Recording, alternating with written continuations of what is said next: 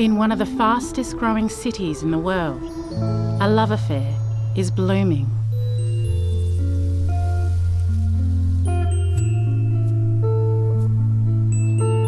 Melbourne's residents are talking to their trees.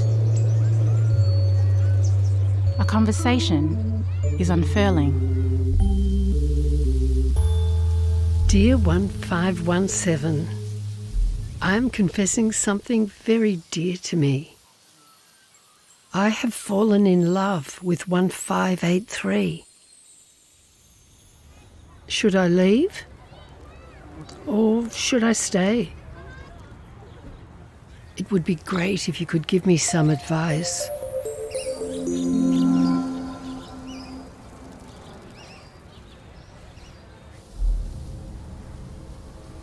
Around the world, more people are living in cities than ever before.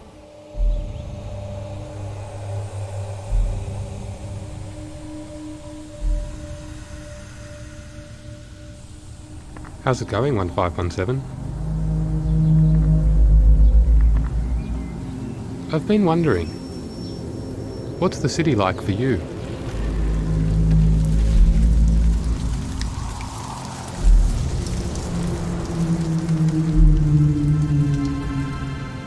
If we change our perspective, we can see that trees are nature's great connectors.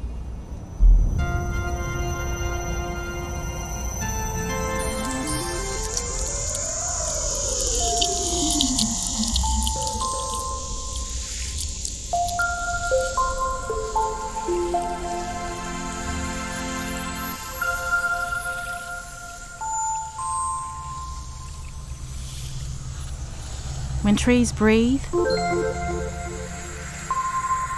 so do we.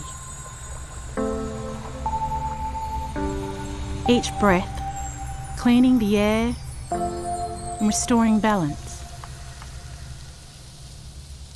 Our past, present and future are intertwined with trees, yet we have lost the ability to see them. To thrive, we must fall in love again with our city's trees and nurture our urban forests. Hello, 1517. We don't have a lot in common, you being a tree and all. I'm glad we're in this together. Regards, a tree lover.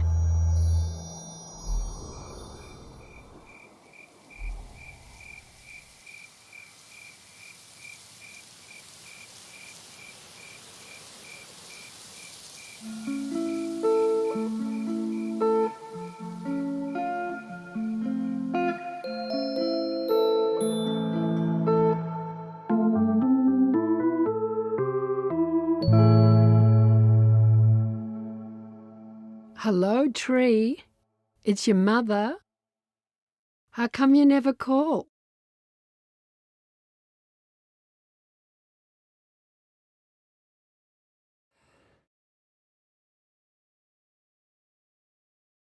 Hey, can you believe it's been a year since we revealed the first look at Unreal Engine 5?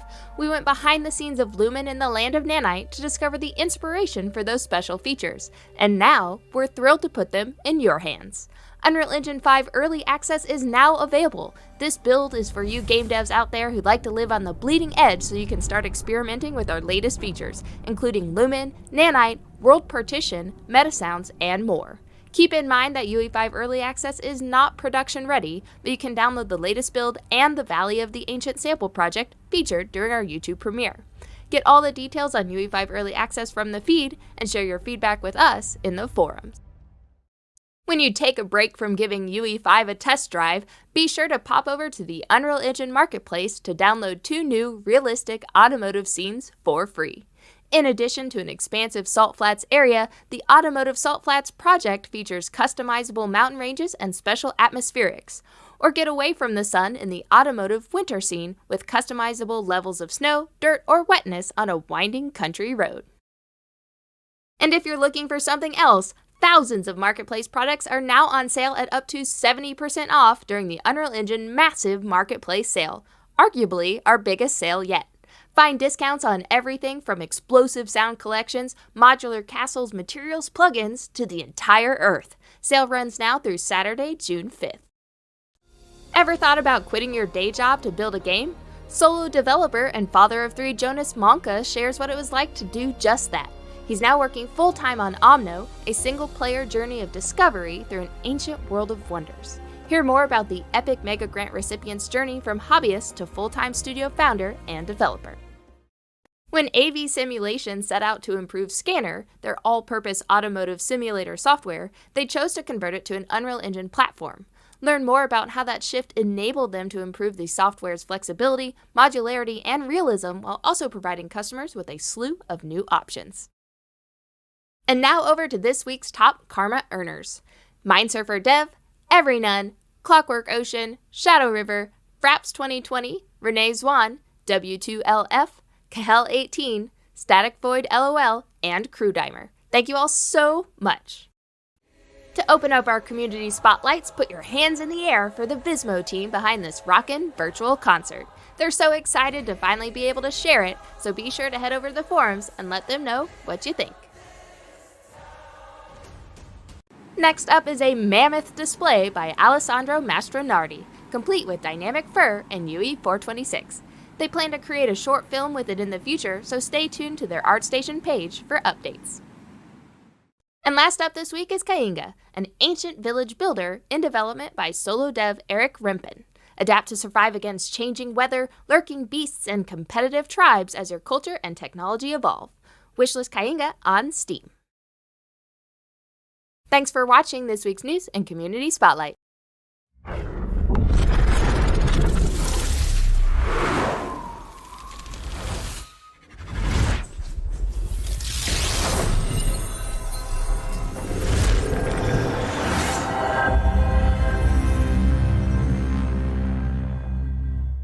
Hi everyone, and welcome to another episode of Inside Unreal, a weekly show where we learn, explore, and celebrate everything Unreal. I'm your host, Victor Broden, and to help me with the episodes that we have coming for you in the next couple of weeks, I'd like to introduce, once again on the show, Chance Ivy. Hey everyone, so good to see you. It's been a while. I missed you. I'm glad to be back. I'm glad to talk about UE5. And we're not alone, though. It's not just me and Chance, even though we will be on the stream for the next couple of weeks. And for today, we'd like to welcome you to Unreal Engine 5 Early Access. And to help us with this, we've invited Michal Valiant, Engineering Director for Graphics. Hello. Thank you for having me. Nick Pamwarden, VP of Engineering. Hey, happy to be here. It's been a while since I've been on the stream, so excited. It's good to have you, Nick. Nick Whiting, Technical Director. Hey, been a while for me too, but happy to be back. And last but not least, Simon Taranjo, Engineering Director of Tools. Everyone. Great. To kick off, I'd like to, start with a little bit of pretty pixels. And so let's roll the short of what we did yesterday.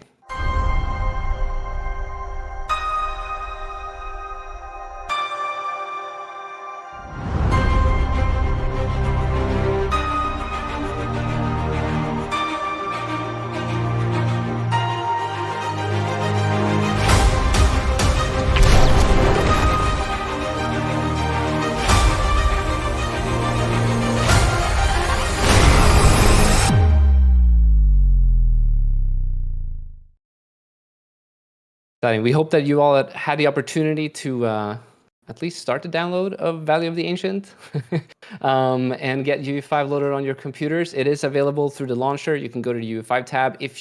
Everyone should be seeing it by now. If you don't, just go ahead and make sure you restart the launcher.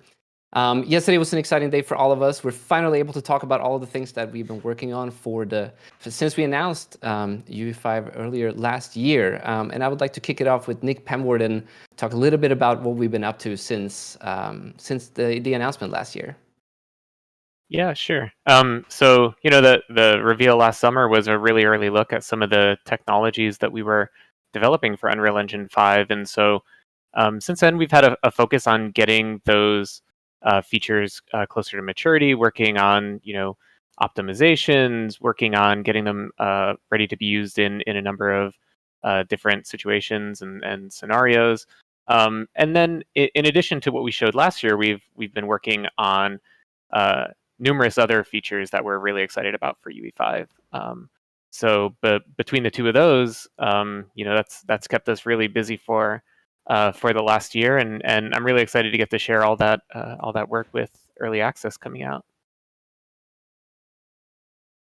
Well, that's awesome. And yeah, so I remember Nick sometime last summer chatting with you and Kim and a bunch of the other engineering folks about kind of the lead up to early access and kind of talking about when we're going to release in 2021 and what that's going to look like. Can you kind of give us a little bit of an overview of what early access is like to Epic, right? Like what do we have in there? Kind of what was our focus for kind of defining the feature set that's going to be in there, and what do we kind of want developers to get from it? Yeah, I mean, I guess first and foremost, early access is the first look that developers are going to get in terms of getting their hands on UE5 and playing with it.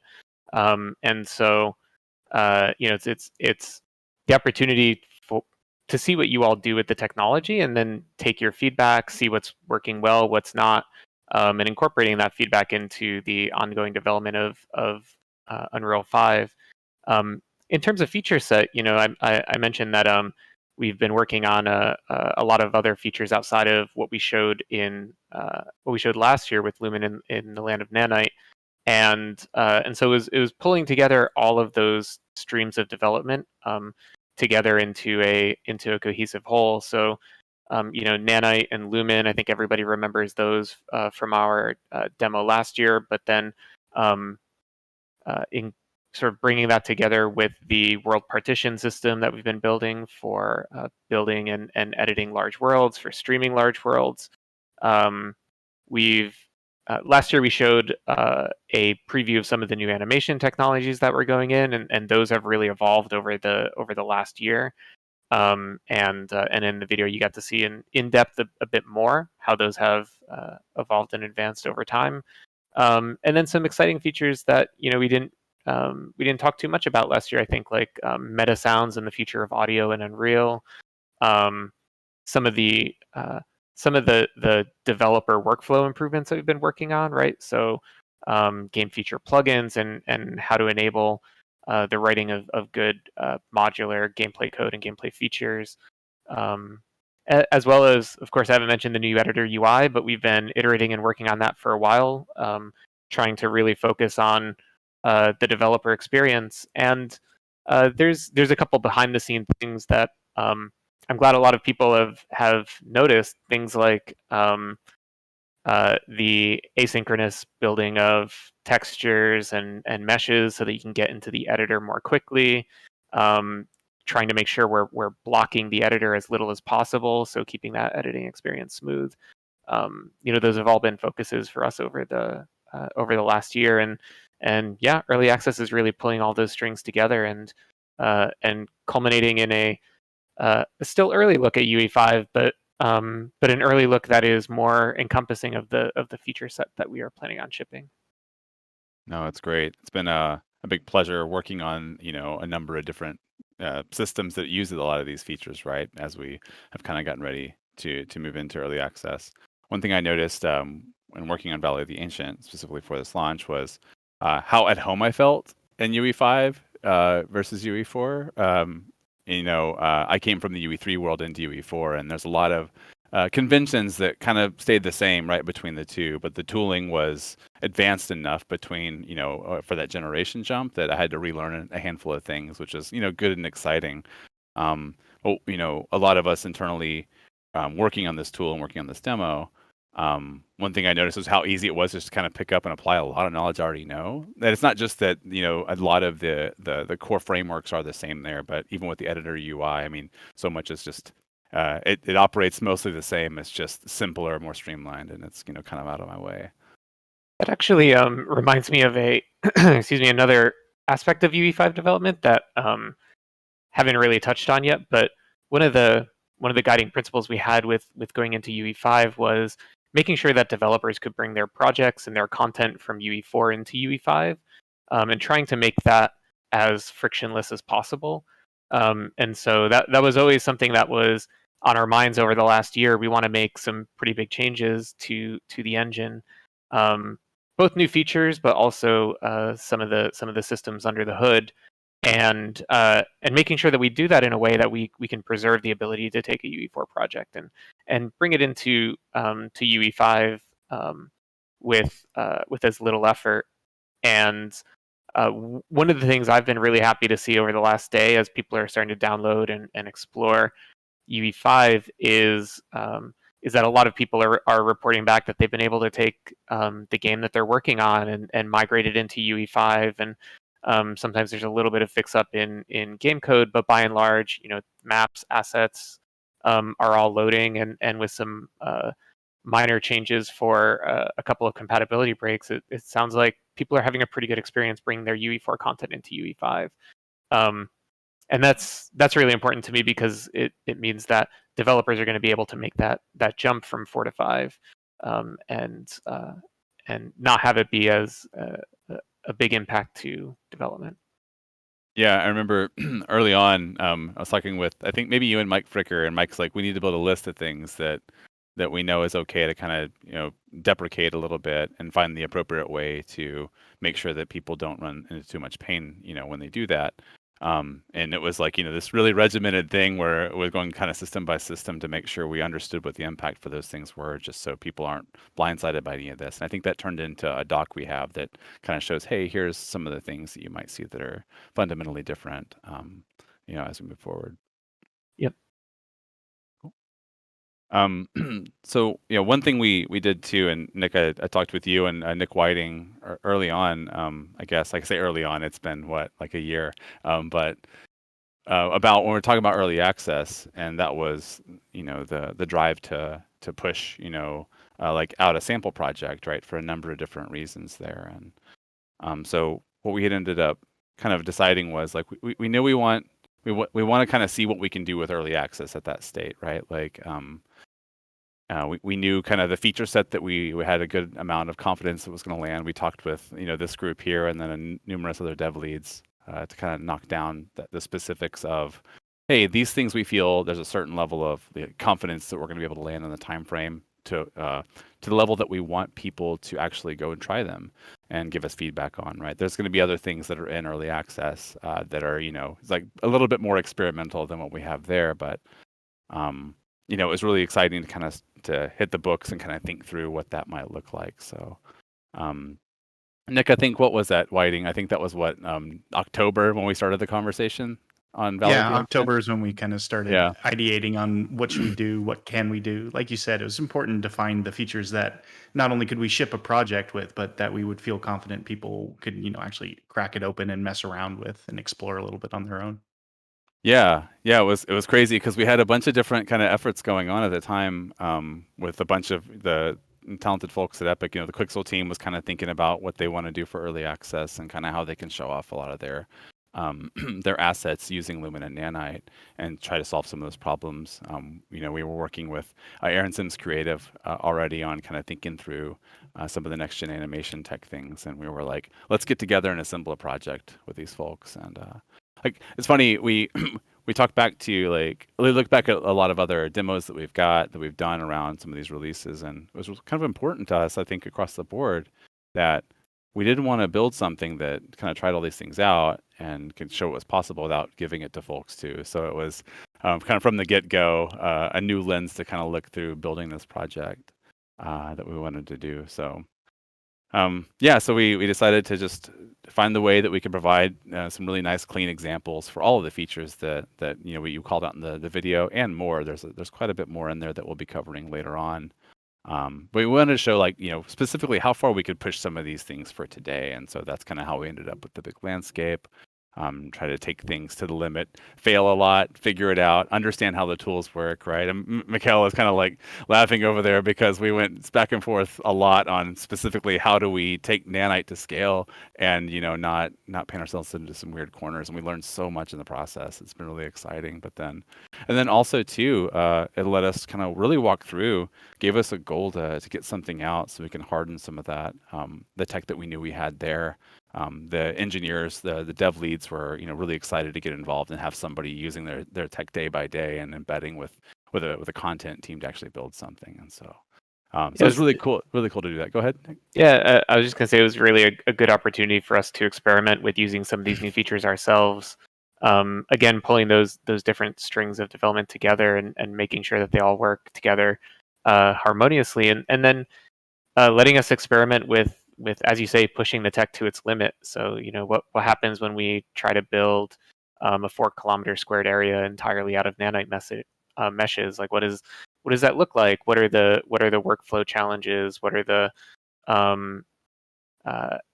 what are the ways we can optimize those systems in the engine and really hone in and improve those workflows? And so it was a really good learning opportunity for us, because this is all new, revolutionary tech in a lot of ways, and so we are learning on the fly the best way to take advantage of it. Yeah. Yeah, it's crazy. I think we'll have on a later live stream, we've got Brian Karras to come on and talk, and I Next think we week. we have Galen on too, so we can talk artist versus engineer on like letting somebody just go nuts, like just go free with building a nanite environment, just hand place everything and see what happens, and then tell us how we're going wrong and finding the right middle ground there. And so there's a lot of really cool learnings there. Another thing too, I think is interesting, and I think this happens every time we go to release something. The conversations we had back in the fall about, hey, what's going to be ready? What do we think is going to be ready for early access, and what do we want to commit to? That list kind of like the tools got better and they got more robust, but also we were able to add more stuff because people were really excited about seeing people touch and feel their tools for a while, and they were able to just add to more and kind of commit to more as we go. And so it just turned into a really rich early access experience, even though it's still super early days. There's really a lot to get in there and poke around with.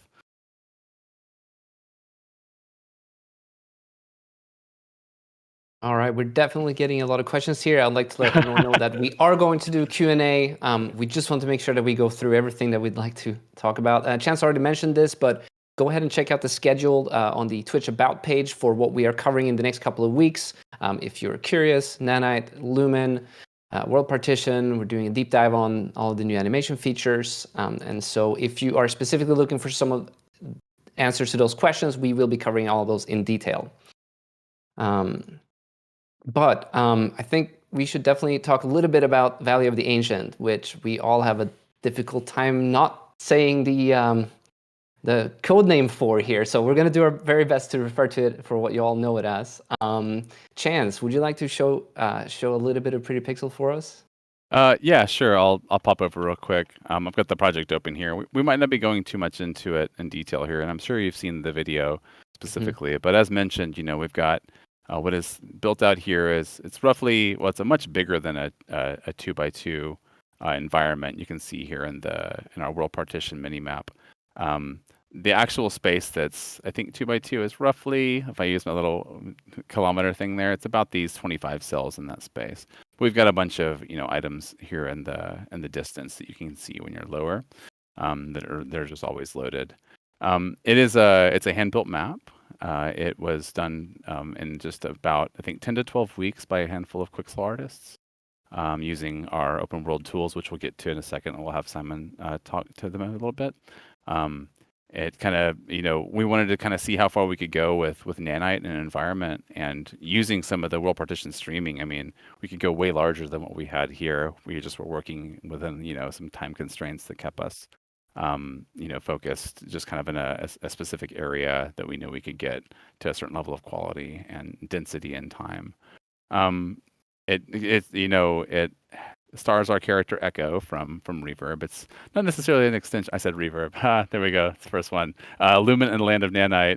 Oh, it was the demo from last summer. We have code names around here. So we have Echo here at a campfire, and she can use her remote to kind of explore the space and kind of get into all the hyper resolution geometry as we go.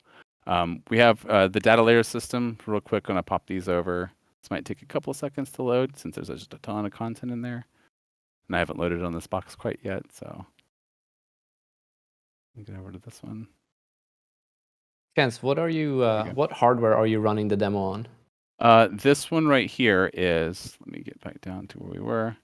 This is this is a 3080 on this machine here. This is one of the ones that we use to record. early on, but most everybody that worked on the project was anywhere from 1080 to 2080 for the most part as we built the entire demo. So we use the other features inside the new open world tools to switch over into kind of this dark world reimagination. And then we end up fighting a big, ancient robot held together with magic, is what I say, since he's built with a bunch of pieces of nanite, geometry that are all kind of intertwined and everything. And so it's pretty cool. It shows off all the features that we'll be talking about here. In brief detail, or sorry, at some level of depth, and then we'll go super deep on all of them as we move on throughout the rest of the live streams.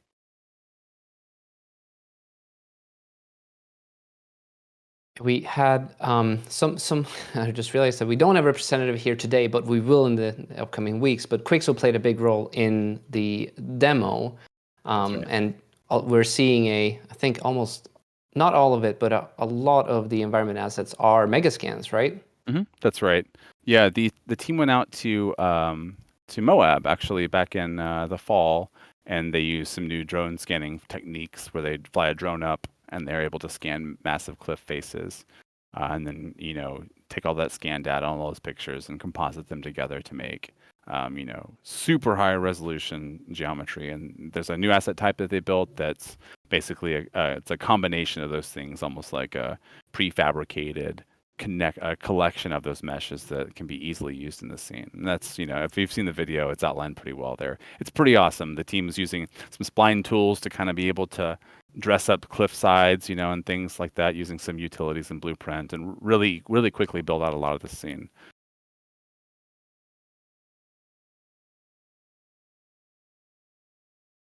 Cool. All right. I think let's go ahead and dive into. So we will be diving into Topaz in detail in the coming weeks, especially in regards to Nanite stream next week. Galen Davis will be showing off sort of how Nanite was worked with, the workflows, the implementations, the stuff we learned, all of that.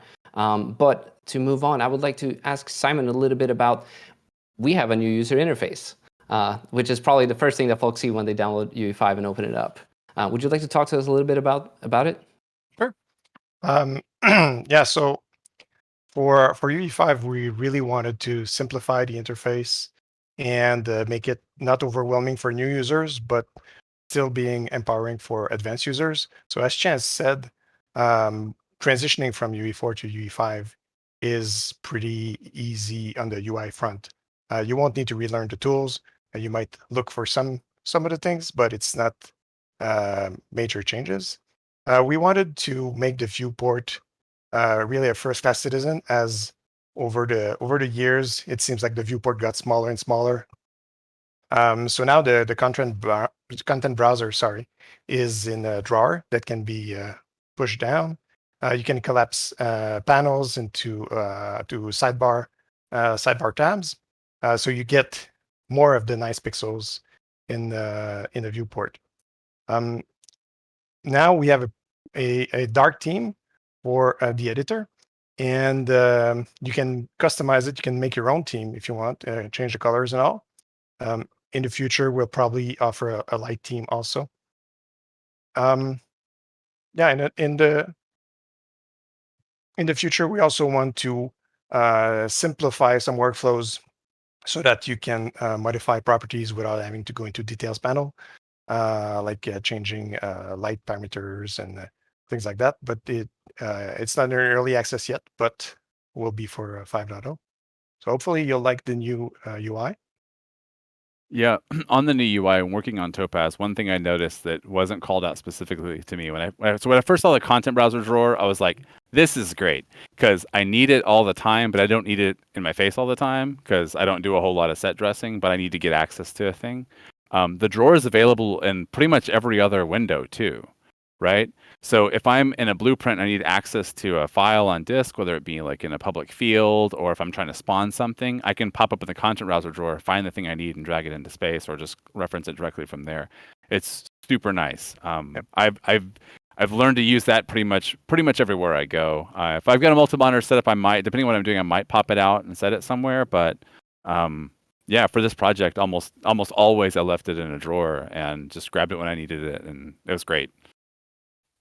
and the drawer is not finished yet. No promises here, but I did hear from some of the developers that they're working on the possibility of adding more tabs to it, so that you can say because it was one of the biggest requests, right? Being able to add the output log, and so that you can just pop that open and look at it as you're playing in viewport.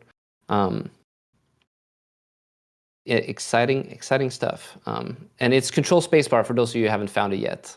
Should probably be one of the easiest keybinds that you might accidentally touch even. Someone did tell me that that's what happened. Simon, were there any other details on the UI that you were interested in covering, or should we move on? I think we can move on. We have lots of stuff to go over. Yeah, sure do. And one more thing I will say about it, since I saw the question come up online, you can set it up, the viewport, the same as you had in UE4 if you prefer that. Nothing there is enforced. I think the intent was to make sure that you can kind of customize it in the way that best fits your workflow needs. There's that dock in layout, I believe is what the button's called, on the right side of the content drawer. New flashy features, Lumen and Nanite. Michal, you have been the director for the development of these features. I don't know, where do we start? Oh, it's, tough to bring something new because we've been talking about these for quite a while. I think one part that I liked about the demo is how it's shown that with these new technologies, actually they allow you to get to this level of quality with fewer people in a short amount of time. If you think about how polished it is and how much detail we were able to get in, I don't think it was, obviously Nanite enables a lot of more detail, but just the flow and ability to create this with small group of people in the time given, it's amazing. It's pretty revealing, I think, for what is achievable with the new workflows. When it comes to Nanite, we already talked about it a bit. It's our new micro polygon renderer. It's a combination of software rasterization, hardware rasterization, and basically it does allow you to let loose a bit more when it comes to, significantly more when it comes to the limits. You can use a ton of instances, a ton more polygons. Basically, throw it at screen. It will work roughly at a constant rate. There are some scale, some performance scalings that obviously we can run into, but you don't have to worry about LODs. You could just take your cinematic model from your DCC tool, put it into Unreal, and go. You have it on screen. It runs at performance. We have still a lot of, it looks very polished. It looks great, but we still have a lot of work to do here. Right now, we're working with, opaque and rigid meshes. We have plans to add skinning in the future, to add translucencies. That's something that's not in the early access build yet. It's one of these enabling features that will and are changing the way people are making content. Lumen is, I've seen some great images people creating with Lumen, like the day early access was released. I've seen awesome images. It seems like this is one of these very accessible tools. It's a true GI, so you take your scene, disable light maps, put this on, turn on the lights, start to play with emissive materials. It's great. Everything reacts to it. Time of the day actually suddenly looks so much greater because Lumen reacts to it. I think the great thing we're doing here is how widely accessible Lumen is in terms of hardware. You don't really need to have ray tracing hardware to run Lumen. It's great. It supports it, and we are still working on improving it. But we have the whole software tracing solution for the hardware that doesn't want to use hardware ray tracing, or for the titles that make the choice. That's actually working just as well, and that's what we used in the demo. It's a mix of screen space and world space tracing. So to keep things smart, we try to gather as much information from screen already as possible, and then we add even more detail from our world space Lumen structures. Another thing I think we didn't give too much attention yet is our new temporal super resolution technique. So it's a next step in our temporal anti-aliasing that's been available in Unreal for a while. It's great. It basically, I mean, there's a lot of magic behind it, but it basically allows you to render almost true 4K image at the cost of 1080p. It's very easy for people to try. If you just download Unreal, download the demo, you can turn it on and off, and you can see how the frame rate actually changes and how small a difference in quality is. And we're still working on this feature. I'm pretty sure it's going to go even better. Yeah, and I shouldn't forget actually, groom and hair. It's not completely new feature, but I think it's shown prominently with Echo this time around. It uses our custom rendering pipeline to actually be able to render individual strands of hair. There is several dozens of thousands strands attached to Echo's head, and we render it with a custom technique. It's properly lit. It's we have voxelized techniques. We use voxelization there to make sure that shadows work really well. It's fully integrated with our virtual shadow maps. So a lot of improvements went here. Integrates with volumetric cloud lighting. We reduced the footprint here, and the performance is greater than it was before. So we are moving much forward with this technique. I mentioned virtual shadow maps. I don't think I gave them credit before. It is one of the key techniques actually that shows off the Nanite. It might sound a bit counterintuitive, but the amount of shadow detail we are able to get with the virtual shadow maps do bring up all the fine geometry detail coming from the Quixel megascans and rendered to Nanite. It's sort of a sibling to the Nanite in terms of enabling all this detail on screen. That's about it. We're getting a couple of questions in regards to what Nanite can currently and will support. One of the main ones being foliage. Folks are applying it to sort of tree assets. Could you go into just a little bit of detail there of where Nanite currently is, and in regards to what it supports right now and what we might see in the future? Okay, so Nanite currently supports opaque and rigid geometry. That means what you've seen in the demo. Actually, even the ancient was Nanite, even though it's moving, but it's all rigid parts, so it allows to be rendered this way. We will be adding in the future skinning support. We want to add translucencies. That's what basically you would need for foliage animation and translucencies, and also we have some ideas and some research ahead of us on how to render foliage with Nanite, because it's less about what Nanite allows, the amount of performance, the amount of polygons you do, but with foliage you need to think about how to reduce the geometric complexity as a tree or a bush moves further away from the screen. So that's again something, some bit of an R&D we want to do in the future to enable. Currently, you can take a tree, make it opaque mesh, so you can model the leaves as polygons, and it will render. It might just not look entirely correct as the tree goes further away from the camera, because we don't do all the right calculations considering the sparse nature of how tree looks.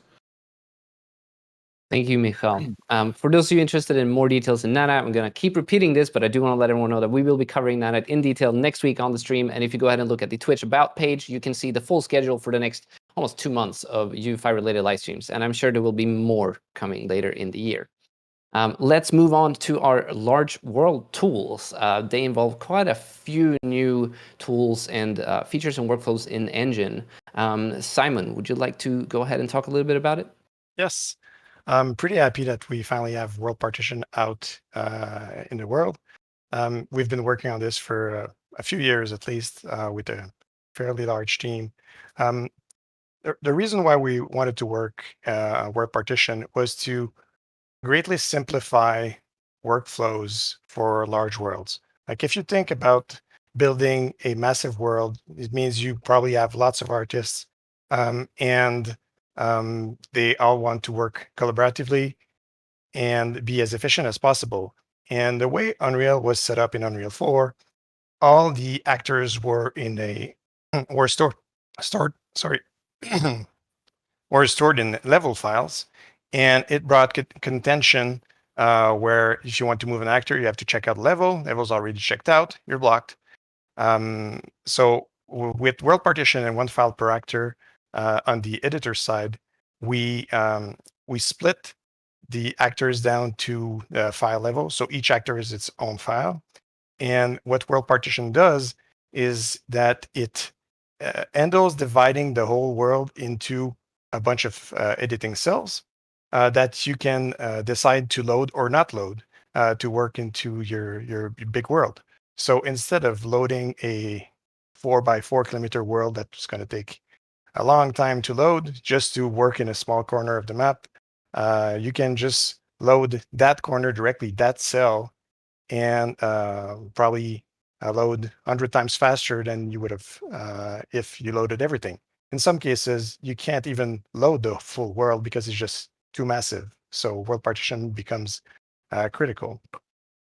The other aspect, well, let me get back up a bit. Before that, to handle the contention, what people would do was split the data into multiple sublevels. So if you want to have a level artist working and you have to have lighting artists working and sound, you would split that in sublevels, and then you won't have contention problems. But this brought data management problems where you have to think about splitting everything. You have to think, okay, I'm going to have 4 artists. I'm going to have 4 sublevels, and then if you move actors between sublevels, it adds complexity. And since the sublevels are also used for streaming, you can end up in cases where, whoops, the actor is now in the wrong level and streamed at the wrong time. So it just becomes complicated. And we really wanted to make it easy so it just works. So you just place your actor, place your stuff, do your gameplay, and it's gonna work without thinking about splitting data. On the runtime side, what world partition brings is, again, no need to worry about sublevels. No need to worry about, okay, I'm going to load that part of the world, and then when I move to that area, I'm going to load the second part and unload the previous part, and then I have to worry about memory budgets and all that. So world partition, when cooking the data, it splits the world automatically on a grid and creates basically mini sublevels for each cell. And then we use a streaming radius around the character or around any point of interest that you would want to use to stream the necessary cells as you move. So as you move through the map, it's loading the cells in front of you, unloading the cells behind. It's managing the HLODs. It just makes life much more easier. And then you can customize, you can change the size of the runtime cells if you want, depending on the density of your world. And for very advanced users, when closing and shipping a game, you could, if you want, create multiple grids, having a coarser grid for the buildings and such, and a fine-grained grid for details and rubbish and things like that, that you would want to have different streaming policy, different streaming radius. Yeah,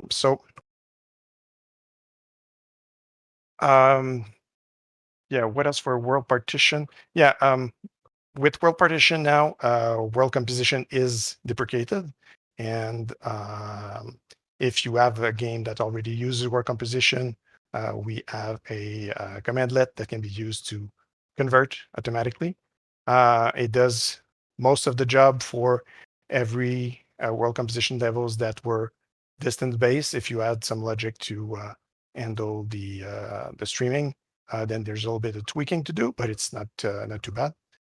And last point to note, world partition is not enabled by default. So if you create a new project, it won't be world partition. You need to go in project settings, enable world partition. And then if you create a new level, it will be automatically a world partition level. Make sure to read the documentation. It's a little bit different working in that system. You need to figure out how to load the cells and all. But once you understand the basics, it's pretty simple. Maybe last point for the one file per actor, we've also greatly improved our source control integration so that when you get to submit, you see all the actors that you modified. Previously, you would just submit a whole level blindly, not really knowing what was changed in there. So now you see that, oh, I touched this light, I touched this actor. I should not have touched this actor, I won't submit it. And then you can manage directly from the editor your change list and then submit it from there. So Thanks, Simon. One of the questions we received in regards to World Partition came from Alea, but a few others voiced it. What is the state of multiplayer support for World Partition? Yes, for multiplayer, there's a few things. Let me check my notes.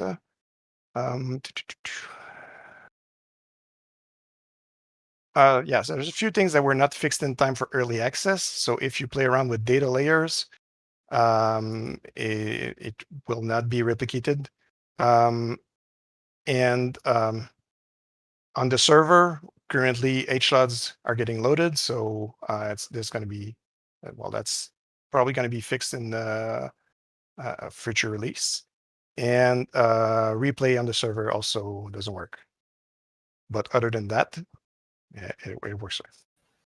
And that's just for early access, right? There's teams working Yes. on. Yeah, cool. Yeah, we already fixed most of those, but we just missed the cutoff. Yeah. So that's great. These tools have been really like game changing for us in working on Valley of the Ancient, not the code name. We were able to, I think, as Simon said, there's a little bit of change in thought around how we build. You know, similar to Lumen and Nanite, some of the more traditional methods of just building games or whatever are kind of, you have to rethink them a little bit. But once we got the teams up and running, which is like within like a handful of days of us just talking through how it's going to work.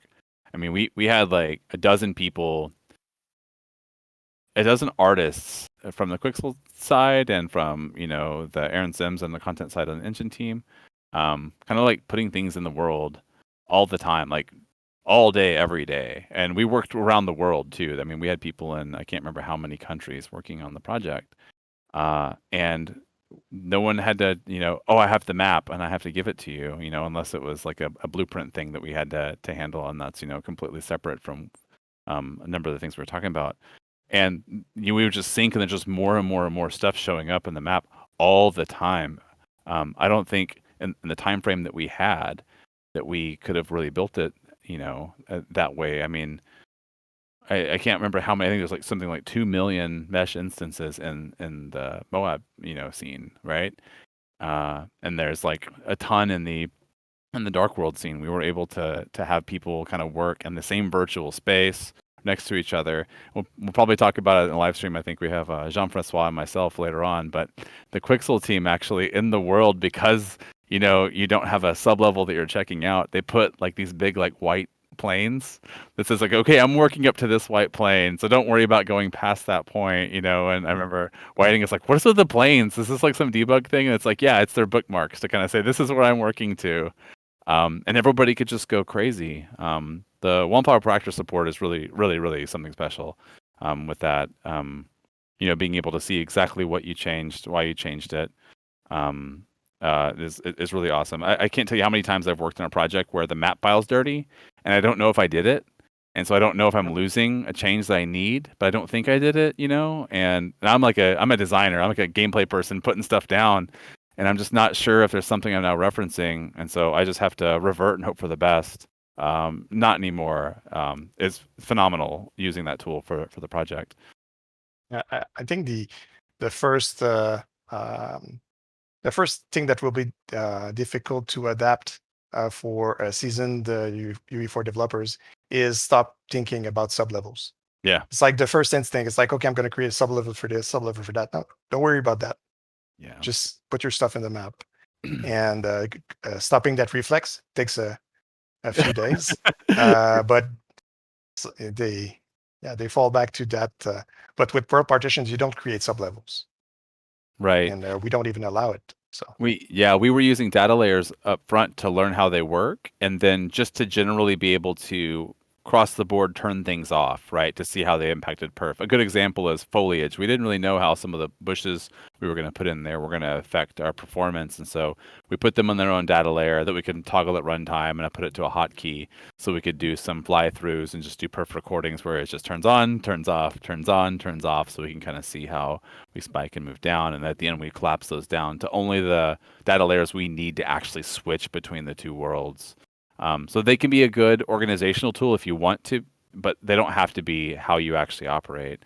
And Simon, too, on that note, if I have a data layer disabled, is it like the cells? Is that stuff just not in memory anymore also? So I'm not paying for things that I don't need that's at a edit good time? question. Yeah, I wasn't I really would sure. believe so, but I'm not sure.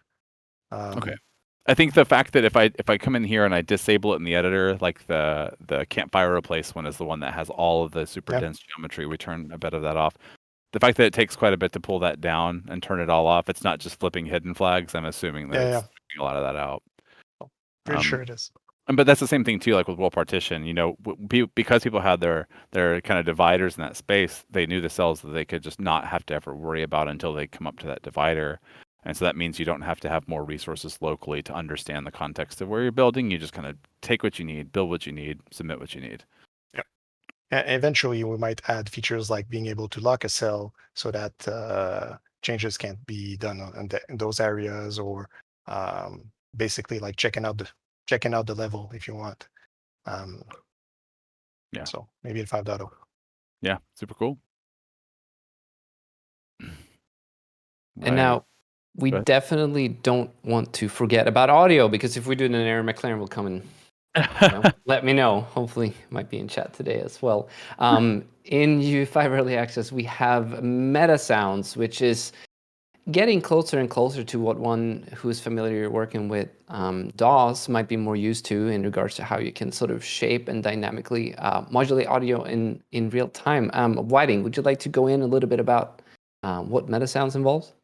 Yeah, but now I'm scared that Aaron McLaren is watching and judging everything I say. That's the case anyway. He's going to watch this in the VOD, and so just... Hi, Aaron. No, I think that's a really good analogy. Metasounds is really the culmination of a lot of work that the audio team's been doing over the past few years, because sound cues, which are kind of the old system that's been around since UE3, early UE3 eras, is a little bit antiquated. There wasn't a lot of things you could do with them other than take a sound and then kind of modulate the volume levels on it and do some very, very simple stuff. But over the course of the past 2 to 3 years, you've seen the new audio mixer come in. That's allowed us to kind of take some of the audio processing and put it onto other threads so that we have a little bit more headroom to do cooler things with it. And so Metasounds, which they're kind of making their debut in the Valley of the Ancient project, are really our attempt to kind of bring the power that you would get on the rendering side from writing something like a shader or a post process into the realm of audio. So when you look at what you can do with a Metasounds graph, it's not just change the volume of something, but you can actually do sound synthesis on there. You can play back samples on there. All the stuff that you're really used to working with in the audio side with a DAW, you can do now in the engine directly. So one of the cool parts in the video that we premiered was the sound of the Ancient's laser is it's partially synthesized in game, and then it's partially has some samples overlaid on top of it. So it just really kind of opens up in the same way I think shaders did or programmable shaders and materials did for rendering. We're kind of opening up those same sort of workflows with audio. And then Quartz on top of that is a system that I think to simply put it is what it lets us talk back and forth between the audio that's playing in the background and the sound effects and the actual game world. So in the battle with the ancient golem, the music in the background is actually talking back and forth with gameplay, so that as the music starts to build and whatnot, the golem starts charging up and animating. And then once we get to a point in the song when it's like, now would be the perfect time for you to play that animation and start the laser charge going, we can actually call directly back into blueprints and say, all right, go ahead, play your next animation and do the attack. So it's really opening up the door for a lot of really cool audio features that weren't possible before, and a much tighter integration between things like the Foley and the music going on and the actual gameplay systems itself. And it's I would be remiss, and Aaron would yell at me if I did not mention it was sample accurate as well. So you can get if you want to start making music games in UE5, I think now's a good time to start playing around with those systems. And make Yeah. sure you let us know and show us what you're working on, because that would be very exciting to see. Actually, let us hear what you're working on, because it's really hard to look at audio. I think one other thing to mention too is originally, Chance was talking about back in October, November, like which systems are we going to show in there? And we're like, okay, maybe we'll have 1 or 2 Metasounds as a sample in here. And then Dan Reynolds, who is one of our technical audio guys, was like, we're just going to do the whole thing in Metasounds. And so it was a little bit shocking and terrifying, but it's really, really cool that we actually pulled off every sound in there going through the new system. So really, really happy with what the audio team has done with that. Yeah, one thing I thought was super cool about Metasounds is how much data you can pass in about your world. I mean, like, it's kind of a theme in general about a number of these new features, is that, like, it's not just, a bunch of content that you bring in that has minimal set of, like, kind of injection points to pass data or do things with. I mean, it's just a lot more flexibility, a lot more deep integration into other things. And yeah, the Ancient's laser attack is kind of like a really big one that's got a bunch of stuff going on in there and stuff. But you can look at numerous other Metasounds in there that do very similar things. And we're already seeing, again, in the community, people are already poking around with that and making some really, really cool things. Yeah, and the laser example is kind of a simple one we wanted to do so it's easy to pick apart and Right. people can see how we make it. But there's no reason that's the upper bound on complexity. You Not can, at- you not can one go bit. ham. Yeah, and I think too, talking to Aaron, we'll get him and Dan on at some point in the future.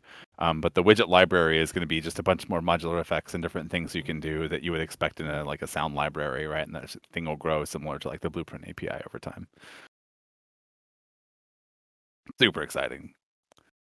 Sure is. Almost too much, but the show must go on.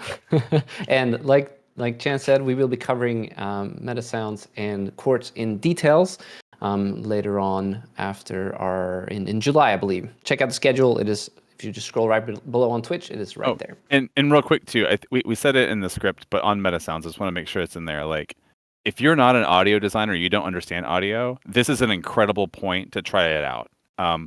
Just like me, I'm not an artist, but I can get around in the material editor and I can make some shaders that do something interesting in my games.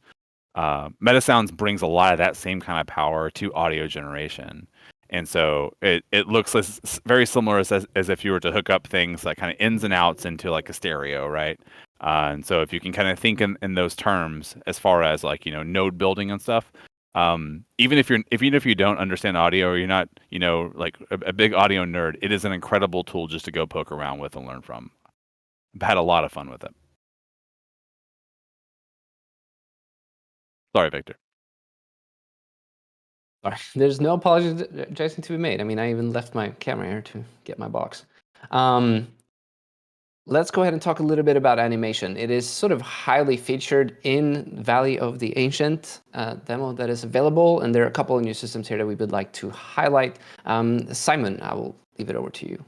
Sure. So we're introducing our brand new full body IK solver, which is significantly better than our older Jacobian solver. So it's inspired by constraint solvers and rigid body simulations. It offers a much better performance, artistic control, and with a simpler interface. We also have the new motion warping framework that allows you to dynamically adjust root motion animations to adapt to dynamic or changing environments. It matches specific targets that you place in your world. You can find an example of that in the demo, and you can also find an example about the slope warping to adapt the flat locomotion to the rough, rugged landscape of the world. It's written entirely in Control Rig, and it's using the new full body IK solver. Finally, we have the blend space improvements that allows you to blend arbitrary animation graphs instead of just simple animation clips.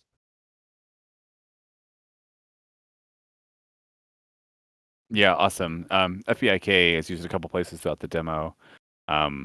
it's again a way we can pipe all kinds of meaningful data into the system and make system A and system B work really well in tandem.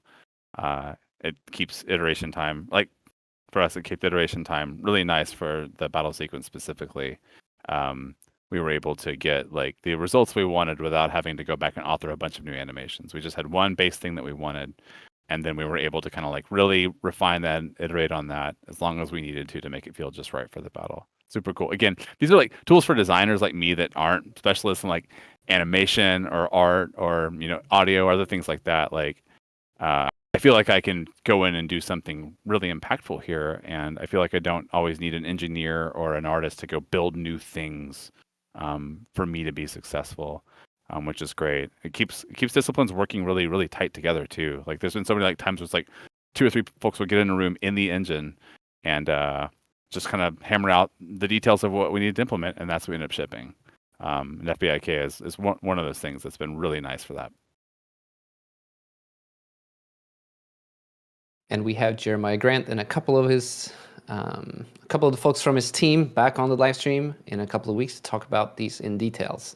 If you are curious about some of the features, now maybe it's worth pointing out, and this is something that I've seen, a question that's been coming up for the last year. You can still use features in UE4 to learn the tools that will still exist in UE5. Obviously, some of them are not there. But in regards to it comes to our learning content, if you're new to Unreal Engine and you're looking sort of for basic tutorials on how to use blueprints, for example, or just our gameplay framework, you can still learn all of those workflows, frameworks, naming conventions, etc. in UE4 and apply them in very large quantities to UE5. And so don't feel like you cannot go and search for questions and problems and tutorials in UE4 and then apply it to UE5. You will find out and see that in many cases, the user interface and the tools are very similar, except for the ones that didn't exist in UE4, of course. But we are going to cover and try to do our best to fill out documentation as well as learning samples. While I'm on that topic, Unreal Online Learning does have lessons and tutorials specifically for UE5. So if you haven't checked that out, it's learn.unrealengine.com, and you'll find it right there in the course section. Awesome. Yeah. Whiting, let's talk about game feature plugins and how cool this is for designers and programmers working together to not make tar balls. Yeah, game feature plugins are something that kind of came out of the learnings from making a game like Fortnite that works on such a massive scale with a massive team with a ton of gameplay programmers and designers. And it kind of fits the same role for programmers that the one file per actor and world partition does for level designers and artists, in that it's a way that you can kind of keep pockets of functionality separate from one another. So if you look at the demo, when Echo starts out, if you drop the Echo blueprint in the world, she doesn't do a whole lot other than just walk in there. But during the course of the demo, she's got 2 modes that kind of enhance her abilities. One of those is when she releases her little mote drone at the beginning that can fly around. And then once she transitions to the dark world, she can throw the light dart kind of charge projectile to blow stuff up and find the ancient at the end. And both of those features are implemented as gameplay feature plugins. So basically what that is a plugin that's self-contained, that has all the assets it needs, all the blueprint scripting it needs, and any native C++ code that it needs, that has a little descriptor file that you can open up and say, okay, when I load this plugin, I want to, stream in this content, add these components to these types of actors and whatnot. It really lets you create the scripting and functionality orthogonally to the actual blueprints itself. So if I was working on the drone mote and Chance was working on the light dart ability, we wouldn't be stepping on each other's toes necessarily. And the other nice thing about it is it means that it's more easy to transport that kind of functionality between different projects if you want to, because it's all kind of encapsulated in that module itself. So it's not the sexiest thing to show off because it's just a bunch of menus and kind of an organizational thing, but it really kind of forces us to do a lot more implementation of functionality in components that can be added to blueprints rather than in just monolithic blueprints themselves. So it's a little bit of a technological feature and a little bit of a philosophical shift at the same time. What we found was really cool, and we'll have Michael Noland and I think Mike Beach on to talk about it later, is that we were able to pipe a lot of the functionality through the gameplay ability system. And with that, we're able to give players new gameplay abilities with a lot of this content that, again, doesn't exist in the core game at all. So there's like a one-way reference, right? And using the gameplay ability system, we're able to say this turns off these other things that are tagged specific ways. So the main game might manage some tags for specific things, but that allows us to make sure that if Whiting's working on something that takes these input controls and I need those, and we know that they're never going to be on at the same time, I can just make sure that whenever the game is appropriately loading this, it turns those things off. And so it's a really powerful system. It's funny, we built the drone. We pulled the drone straight out of the Kite demo, and we kind of repurposed that a little bit. We knew we wanted to explore this space with something, and we kind of wanted to see what we could do there. And so the C++ and the blueprints and the VFX and everything for that is in the hover drone plugin there. And then the actual light dart blast, energy blast she's got. We originally built that as a separate game feature plugin to just enable to give her a new ability. And then we kind of took it a little bit further, right, for our demonstration. If you see it's called the Ancient Battle plugin now too. And not only does it turn all of that on for her, but it also adds the destructible pieces, all the targeting stuff that the actual attack needs, and it brings in the actual ancient for you to fight. So it might be like in a world where you've got a map for some time where there's this place that some future content is coming down the pipe, but it's not ready yet. It's maybe a limited time thing. You're timing this with some event in your game, and then so you kind of release this game feature into your game and you enable it whenever it's ready.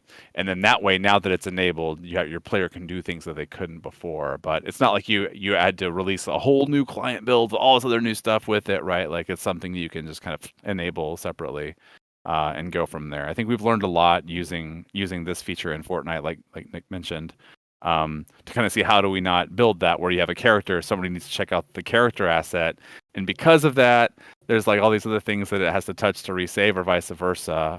If I have to save the light dart, well, since it references Echo, it thinks it needs to resave Echo. So I've got to make sure that I got to do that too. And Nick happens to have Echo checked out and he went home for the weekend because that's what he does. So during a pandemic, I'm always home, Chance. That's right. Oh yeah, sorry. You went upstairs for a week for the week. I did. I think you did touch on something else that was, folks that are cracking open the Valley of the Ancient project.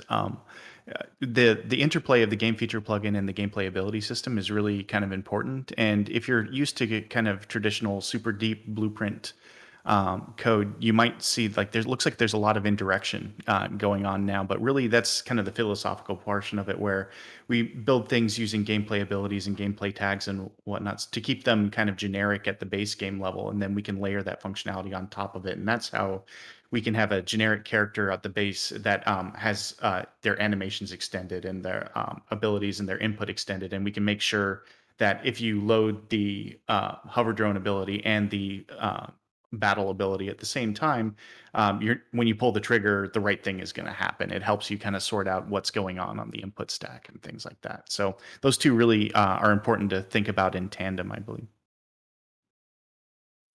Yeah, and it works with the input action system too. So it makes it really easy to just bind new input actions, remove new input actions from pretty much anything you want in there. Just stack components and actors in your world. It's pretty great. I'm a big fan.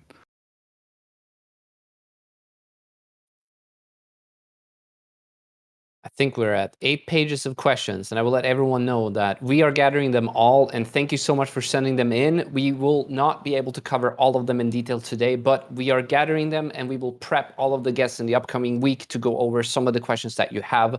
But we still have some time to go, so perhaps you get lucky and we're able to catch the ones that you've been asking. A lot of good ones. Something I've seen come up over and over and over again that I think it's worth covering real quick. I'm seeing UE5 and VR and AR, and what is the state of stereo rendering and all of these new shiny features? Is there anyone on the call who would like to tackle this question? I can. So Nanite in the early access is not supporting multi-view rendering. Is it something we'll be adding soon? So unfortunately, the shiny new feature doesn't work. Lumen works.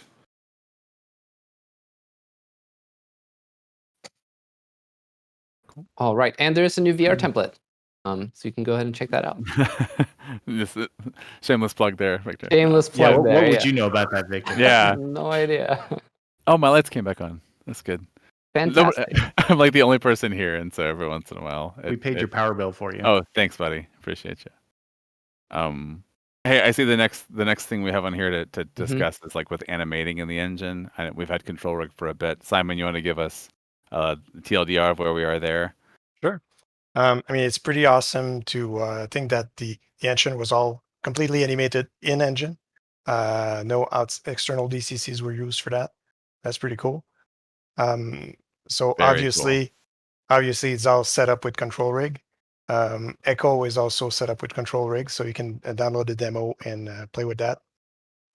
So basically animating an engine, we're using sequencer and control rig.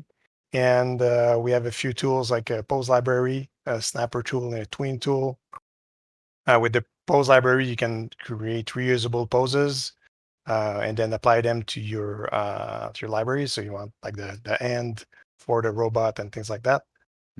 With the control rig snapper tool, you can pin objects or controls from your control rig to other objects in the world. And it bakes keyframes over a duration of time. Oh, that's And, great. Yeah, that's awesome.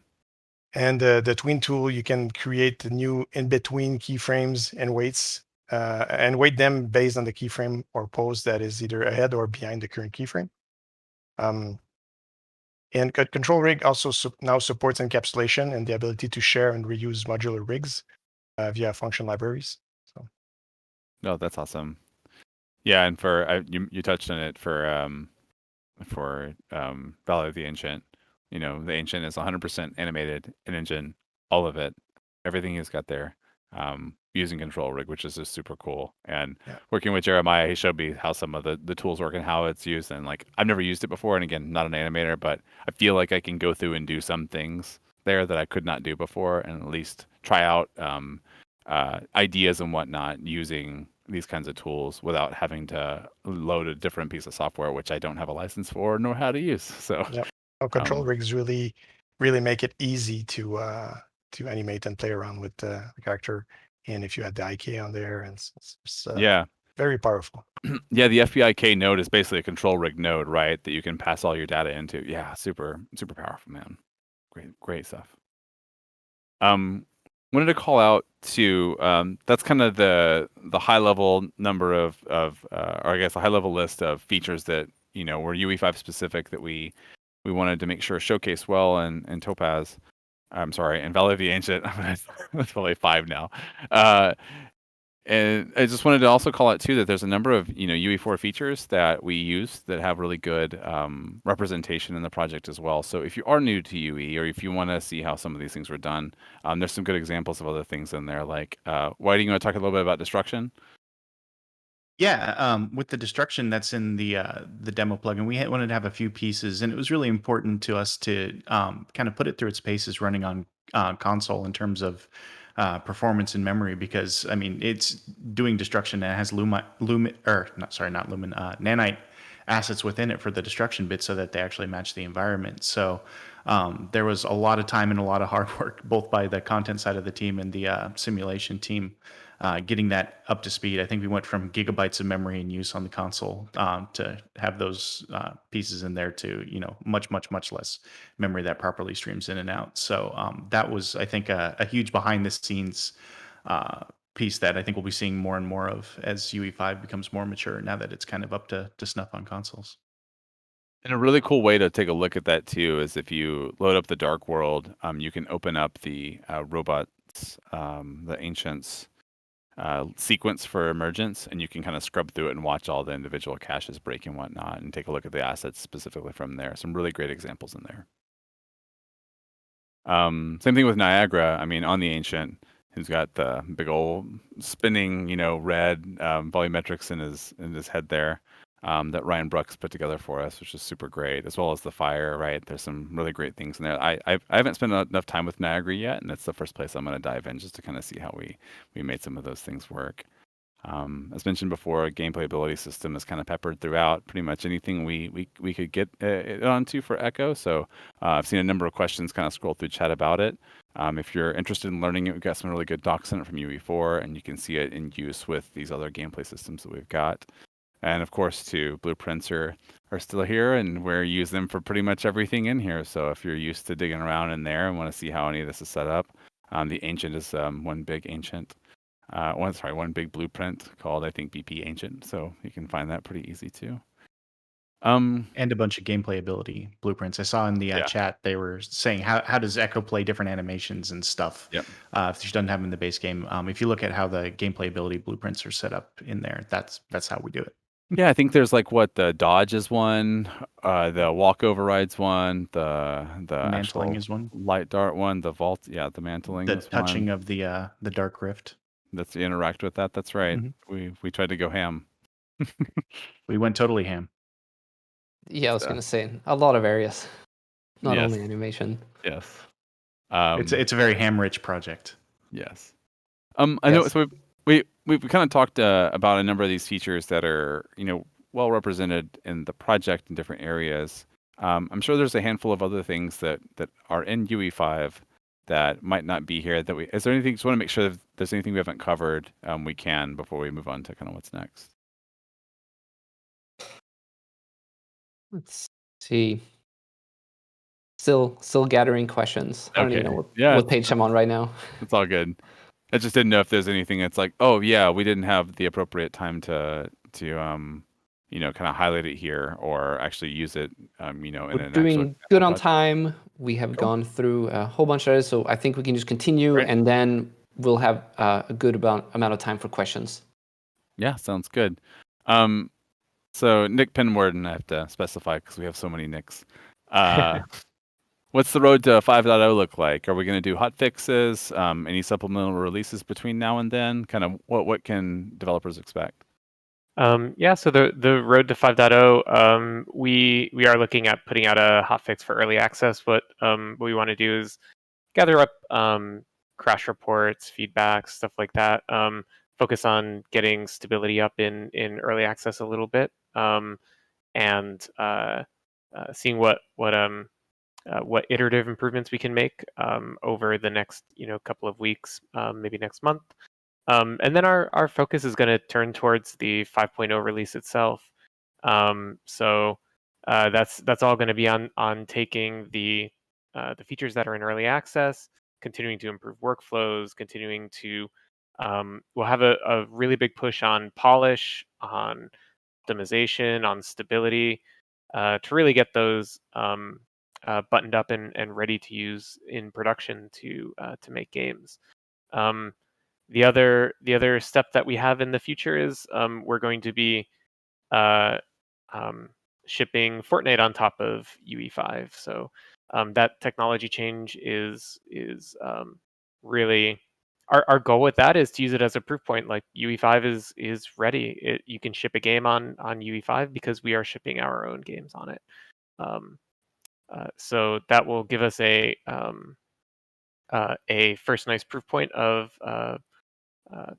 shipping Fortnite on it, and then we'll get it all out to you. Awesome. Anything in particular from the engineering directors here, specifically for kind of what's next on the way to 5.0? Anything you think you feel we can talk about that's going to maybe land at that time? And there's a handful of things that we've kind of mentioned in the past, but just anything that's not already covered. I think I can add a bit more. We're obviously polishing and making the features easier to use. Specifically to call out, I think Lumen and the extending of the hardware ray tracing support is something we are still aiming for 5.0. I think it's going to be a great alternative for people. It hasn't been mentioned, but we are working on making platforms, the non-Windows platforms, easier to work with, easier to iterate on. So that's a whole effort we're pushing forward. And things like Vulkan ray tracing might come. We are working on optimizing the render and so on and so on. Right on. I'll throw out that the Metasounds workflow is they're working on just making it way more feature rich right now and adding more visualizers and nice kind of debugging and workflow sorts of things to really help you implement Metasounds and help people get up to speed with how to use them. So I know they are very keen to see what people are doing with them publicly, and that would probably affect with which kinds of features that they're adding to it, based on what demand is. So post your stuff, send it to Aaron and to Unreal Engine on Twitter, and I'm sure Victor can help us aggregate. I was going to say, Aaron McLaren, Dan Reynolds at Unreal Engine. Those are the three that you want to ping. Adam Block too, actually. Yeah, and on that note too, it's funny working with Metasounds. It's very reminiscent, and Whiting, you might be able to speak to this, of like Blueprints at 4.0, right? Where there's really great functionality in there, and there's a lot of really cool little things that have been added to Blueprints over time that I think that they want to bring in there too, like reroute nodes, for instance, and things like that, to really make it nice and clean and neat. And yeah. Cool. Yeah, blueprints were basically a result of a lot of people walking over behind Nick Donaldson's desk and seeing what crazy stuff he got up to, and then making features to help keep him happy. So I think the same thing will happen with Metasounds, where it's really based on what people are trying to do with it is where we spend our time. Cool. Are y'all ready to tackle some of the questions that we received during the last hour and 17 minutes? Yeah, let's I want to hear Q&A. Great, yes, let's do it. It looks like there's one or two, maybe. Yeah, maybe. I don't know. People have questions. Let's kick off with one question that came in rather recently from A. Soroka. Is the preview going to be updated throughout 2021 until the full release, or is this the only version we have access to until 5.0? Yeah, I can cover that. I mentioned briefly we are going to look at getting a hotfix out. Maybe one or two, trying to similar to preview builds as we release them before UE4 releases, looking to get stability up, looking to fix the very common problems that people are running into. But after that, the next release will be 5.0. And you can follow us on GitHub as well, if that wasn't mentioned. I was reading questions. Yeah, I actually sent a tweet out about that earlier too. Main is on GitHub too. It's really cool. I don't know how many people had recognized that, but we have not just early access build, but if you really want to go like into the depths of the dragons and fight them with us, you can live on the absolute edge with Main as well. Yep, follow along as check-ins go into UE5. You can see it all live. I put a tweet up and I was like, I wonder what the last check-in was, and it was like an hour ago. I was like, oh, okay, yeah, but it's getting updated. So pretty cool. Next question comes from Loresh, who's wondering, what's the roadmap for tessellation replacements for things that Nanite does not support? So we have we are working on a knowledge base article that will cover this in detail, but we intend to replace the tessellation with support within Nanite. It's still some work to come. I unfortunately cannot go and say we have a roadmap for, because it's a bit of an R&D, it's a bit of exploration there as well. So yeah, it is something on our mind and something we are working towards. Next question comes from Chickenweed. Oh, go ahead, Chance. Oh no, it's fine. I'm tracking you in the doc, so following. Oh. Next question comes from Chickenweed, who's wondering, will Nanite support transparent and animated meshes in the future? Absolutely, yes. That's our goal. We want to make sure that every part of the pipeline that deals with meshes will be supported with Nanite. So we are looking at translucencies, at animation. We would like to get, as I said, tessellation, displacement working. Yeah, I remember another question a little down further below. Don't remember who asked it, but someone was curious. Here we go. From Runcon, who's wondering, why did you implement your own rasterizer? I think this will be best in detail answered by Brian in the next live stream. It's a very passionate subject for him, but I think the short answer is because it enabled us to make Nanite. It's somewhere where we were able to move much further forward than anybody else. Yeah, I mean, 2 words, it's faster. But Brian can expand on that in more detail. Tune in next week, same time as today, same channel. We'll have Brian Karras. Cool. We got one here from Alvaro Real-Time Mayhem. I noticed the game ability system was used in the demo project. Does this mean we should expect newer updates to it? Whiting, do you know the future of GAS?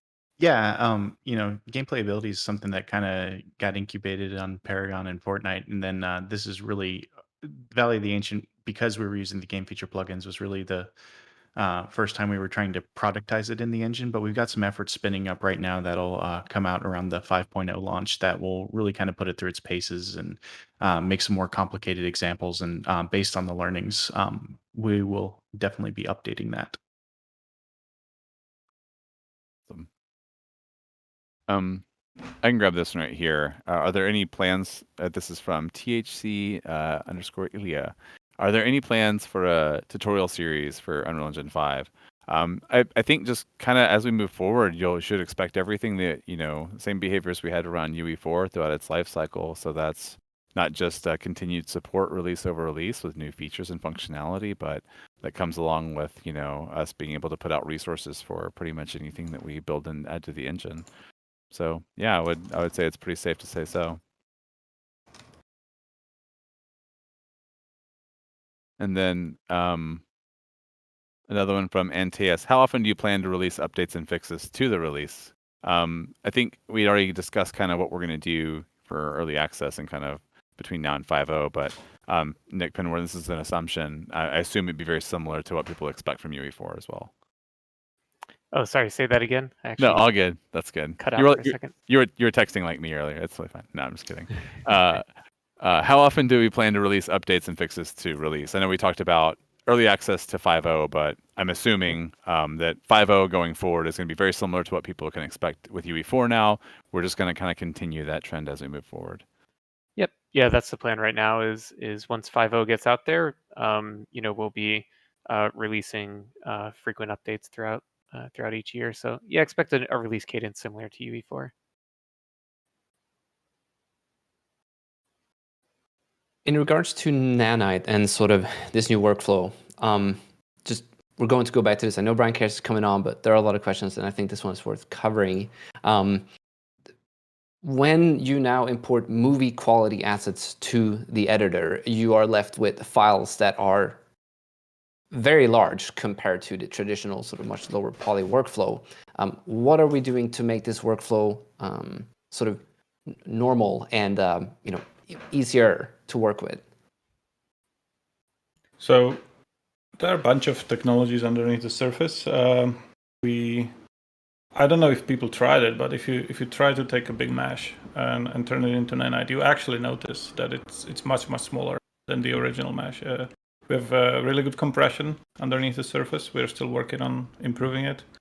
We're looking at how we can make the assets smaller by obviously not distributing things you actually do not need to distribute.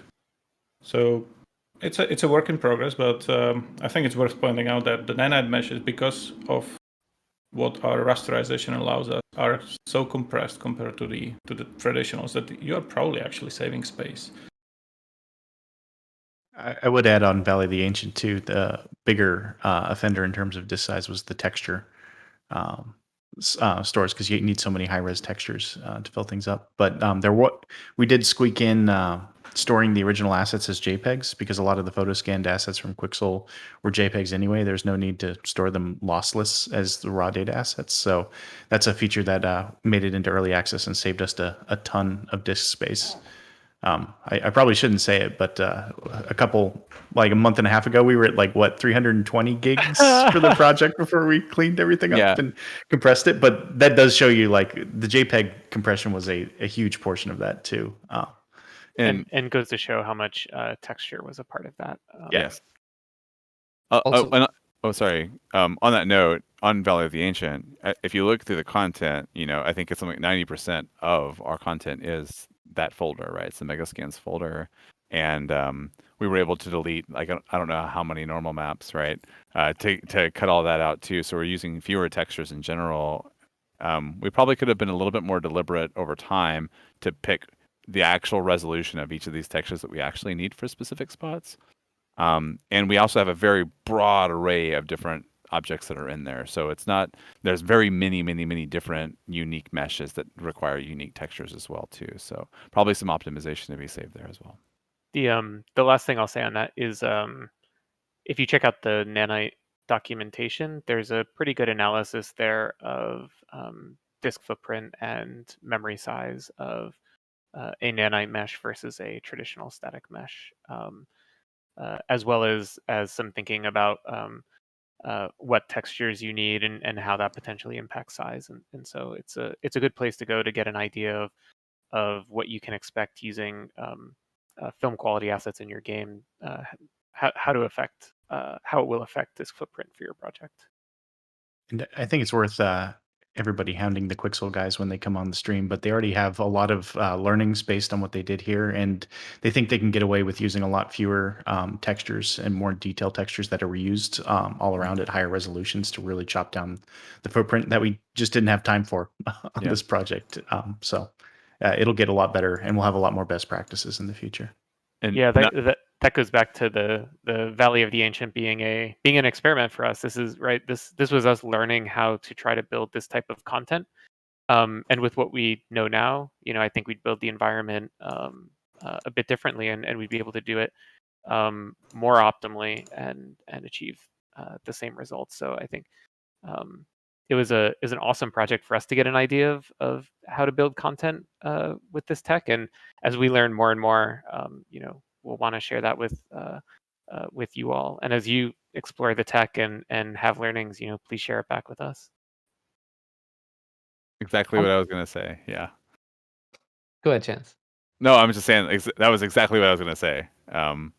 There's so much that we learned through the process here that we hope to be able to share. And something that I didn't actually know before we released it, but some folks in the community packaged the demo, and it turns out that the package build is 25 gigabytes, which is quite the change from the size of the project itself. And so add, everything that comes with sort of optimizing and performance is usually what comes, after the tools have been built. And so there's a lot to come there.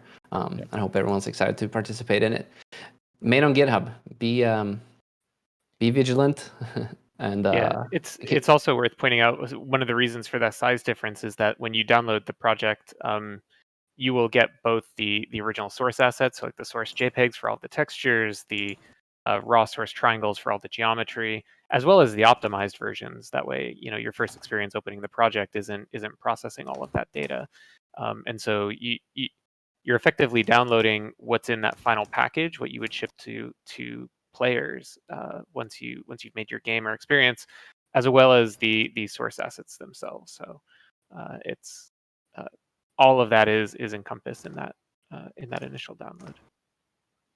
On that note, there've been a few questions in regards to hardware and what kind of computer do I need to work with Unreal Engine? What kind of computer do I might need in the future to play Unreal Engine games? I think we can touch a little bit on the difference between Valley of the Ancient and Unreal Engine 5 in general when it comes to the plethora and range of hardware that exists out there. Yeah, I guess I can speak to that. So with Valley of the Ancient, we were really targeting how do we push the limits of the technology that we built for on the high end for next generation consoles. So we were targeting next generation console hardware with this demo, and we really built all of the content with that in mind. So the short answer of what hardware do you need to develop with UE5 is depends what type of content you're wanting to build and how you want to build it. When you want to build a game that's going to, say, scale across console generations, you can still take advantage of Nanite and take advantage of its capability to render extremely high polygon meshes, and you just need to build your game content with the idea that hey, I'm going to scale across platforms. When we were getting Fortnite, which was originally made for consoles, running on mobile, part of that effort was figuring out how do we scale down and substantially, how do we take that content and scale it down to run on mobile phone hardware. And so it's kind of the same idea when you're going to approach this is really how do you approach building your content by thinking about all of the platforms that you're going to want to ship it on, and then take advantage of how you can scale up and down that content on different platforms to optimize the final results for it. And then I would even say, and we've been working with Val and the Ancient. I mean, the game development is a series of those kinds of compromises. You choose where to spend that budget based on, right, like what you think is most precious to you in your game, whether it's frame rate or visuals or reflections, right? And so you might spend, some points in bucket A and not B. So a lot of it comes down to being content specific. Thank you both. All of you. Thanks to all of you. Without you, we would not be here, and there would not be a UE5 available right now. Putting that out there. Moving on. And the entire development team. We're just a couple of people who help make this, but when I'm saying you, I guess it's just all of you developers out there. There are more, believe it or not. This is not the only folks who worked on the. I'm just the guy that asked to talk. It's the royal Same here, you. just the face. Like I know all the intricacies in UE5 yet. Trust me, I've not had nearly as much time working with the tools. I see all of you out there working with it, and I'm getting a little bit jealous because we're in the weeds with everything that's involved around community and preparing all this for you. But eventually, we'll all get there. It's a journey that we're all traveling together. Next question comes from ODZO, who's asking, will there be other sample projects released? Valley of the Ancient is good as a complete sample, but it's quite overwhelming to jump straight into it. Other sample projects that are less complex would be good for me. Funny that Pinward and I were literally discussing this, I think, 4 days ago, right? Like, and kind of what the plan is next. We don't have anything really to share at this point, but we do recognize that there are numerous ways that we can provide value to folks. It's not a high-end example project. There are plans for 5.0 for a number of the different various ways that you would get access to examples such as content examples or other sample projects in the works that are on their way. So stay tuned for more information there, but it is something that we're discussing in the shorter term too. And I would say that we can probably expect a lot of content to come out from the community. I've had several requests from folks, tutorial creators around the world who is wondering if they're allowed to start creating content with UE5, and they are. There is the same end-user license agreement applies to UE5 as it applies to Unreal Engine 4. So go ahead, produce content, make all the crazy things, and we'd love to see it. Next questions come from JB, who's wondering, how easily do plugins transfer over from UE4 to UE5? Should we expect to see some plugins updated to support UE5 soon? This could be multifaceted. I think maybe it needs a little bit more info, but so there's UE4 engine plugins that are in UE5. There may be some that made the jump and maybe some that we plan not to.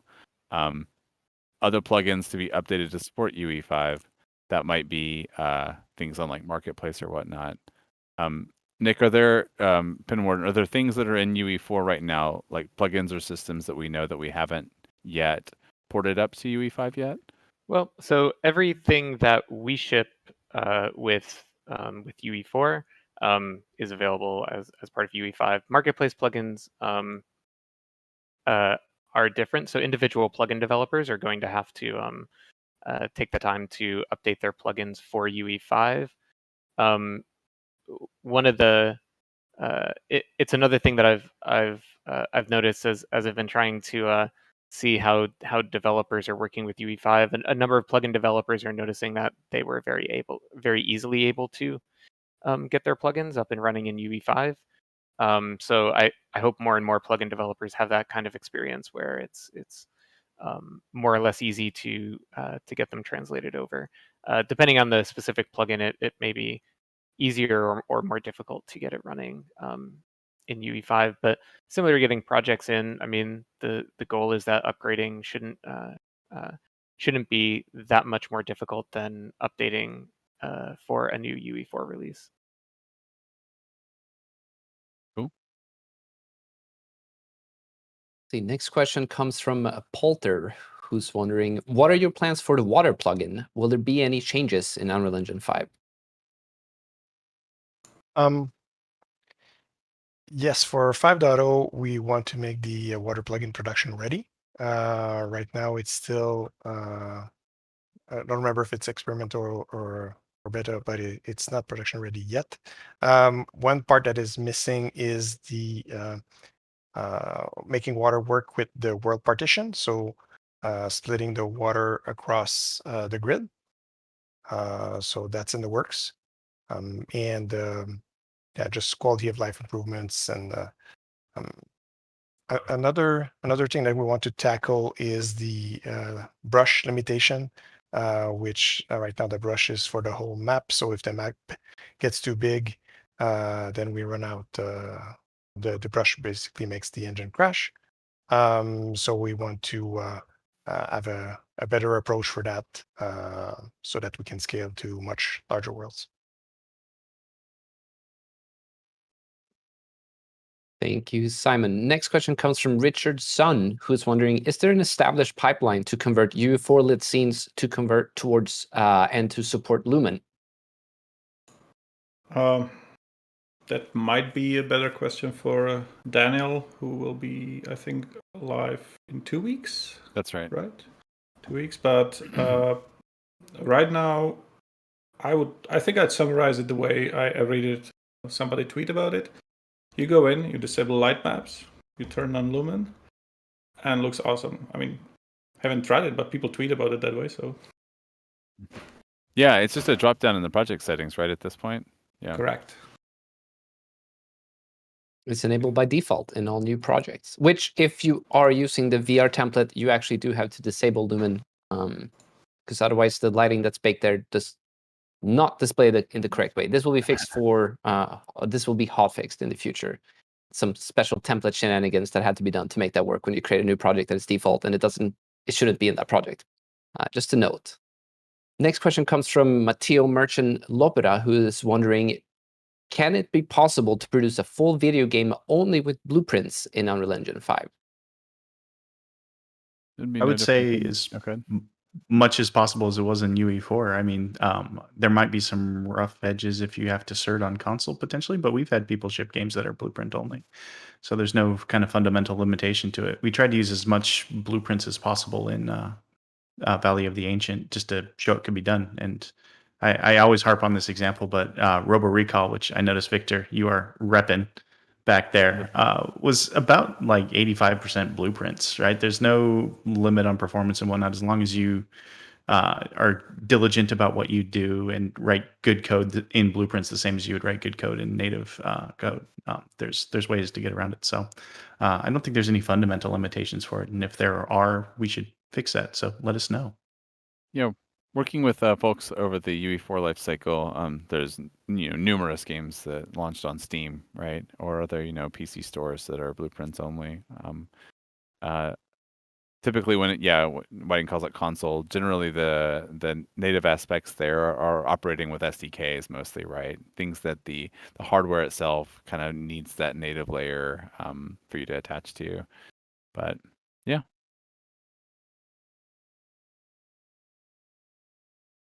Moving on to the next question comes from Shadow I Mai, who's wondering, how big can you make maps now? Big. Well, the limitation comes from the floating point precision, right? So 10 kilometer by 10 kilometer, you're going to be fine. Basically, if you move away from more than 5.2 kilometer from the origin, you start getting to lower precision world. You can have a 16 by 16 kilometer world if you want, and if the outer rims are more like fake meshes that you don't have gameplay, that you can't navigate in that area. So 16 by 16 would work. yeah, 10 by 10 if you want to have a gameplay.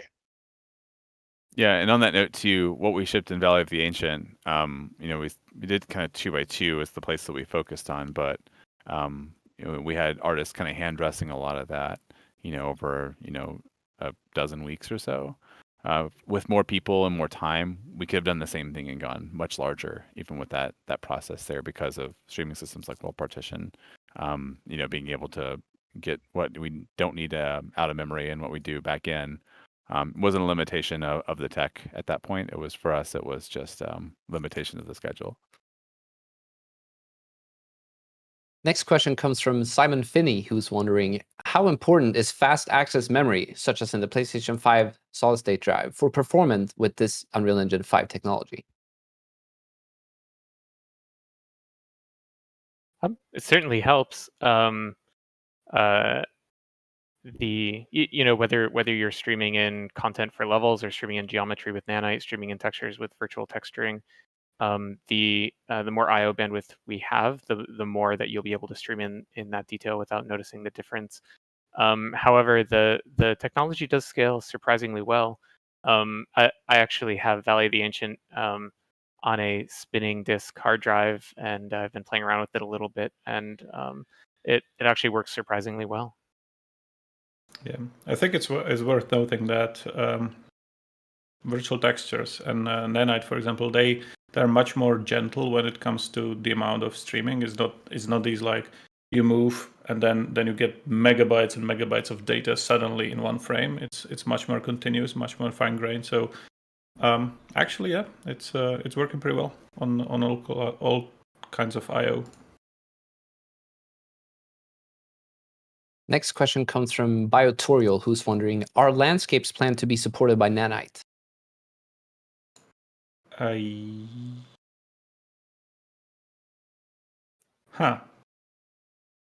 They're planned to be supported by Lumen. That was my answer. I think Brian will have opinions on that. Yeah, Brian will have opinion on that, but yeah, it's certainly working on the demo. We were looking at all the different ways we could shape this technology. So it's one of the things we need to take into account as an experience coming from this demo. Yeah, currently the virtual height field work would be the way to scale up geometric complexity on the terrain, but we're exploring all sorts of options for the future. Next question comes from Ryan Van Meter, and even though this question is specific, I think we can answer it a little bit generically. The question is multi-user editing functional or planned? I'd like to start prototyping with a friend, and it would be cool if this UE4 feature made it into this early access demo.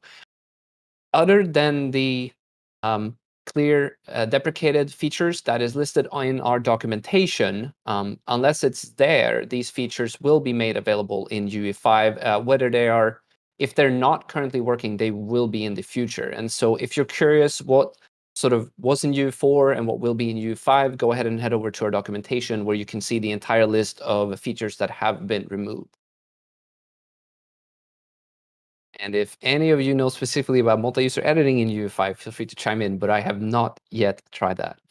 Yeah, I have not tried it either, but as far as I know, it should be working. Chance you need to pay your power bill again. I know. Yeah, I don't know what's up there. Need to have like a ceiling fan or something around here, always moving. Let's see. Next question comes from A. Sorovka, another Nanite question. Vertex painting on instant Nanite meshes coming at some point? Yes, although I'm not sure if we will call it vertex painting at that point. Nanite meshes are huge in terms of the amount of polygons and vertices you can make. So we are not yet sure if what we will be doing soon is going to be precise vertex painting or something more volumetric. We made some experiments over last year that looked very good. So now we need to wrap it up and productize it. So yes, it's something we actually are working on. Next question comes from MOA Development, who's wondering, are there limitations to the density of meshes when importing? Not really. We had meshes that were tens of millions of polygons. So, I mean, at some point people can run out of memory somewhere. I would encourage everybody to report the cases where this doesn't work. The user did note that they have noticed crashes when trying over 5 million triangles. That's unusual. It would be great to have that mesh and test it out here to see what's going on.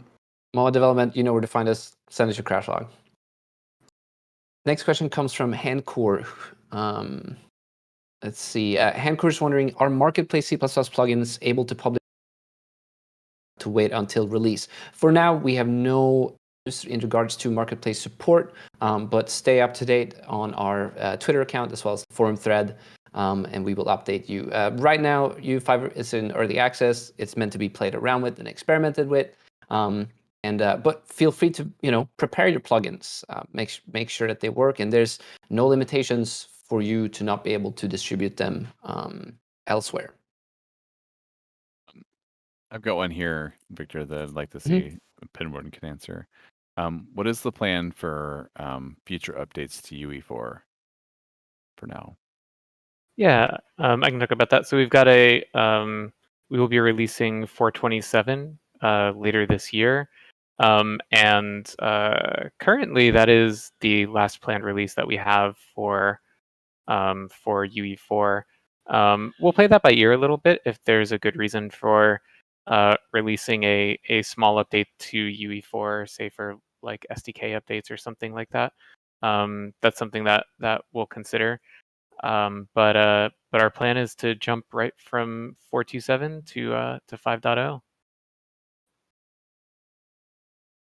Yeah, and also on that note, if you still are on 4.0 and you don't want to move to UE5 or 4.27, and you don't want to move to UE5, since the source is available, which it'll remain available, if you need to do SDK updates or things to support live games that are already shipped there, that'll option will be available to you going forward as well.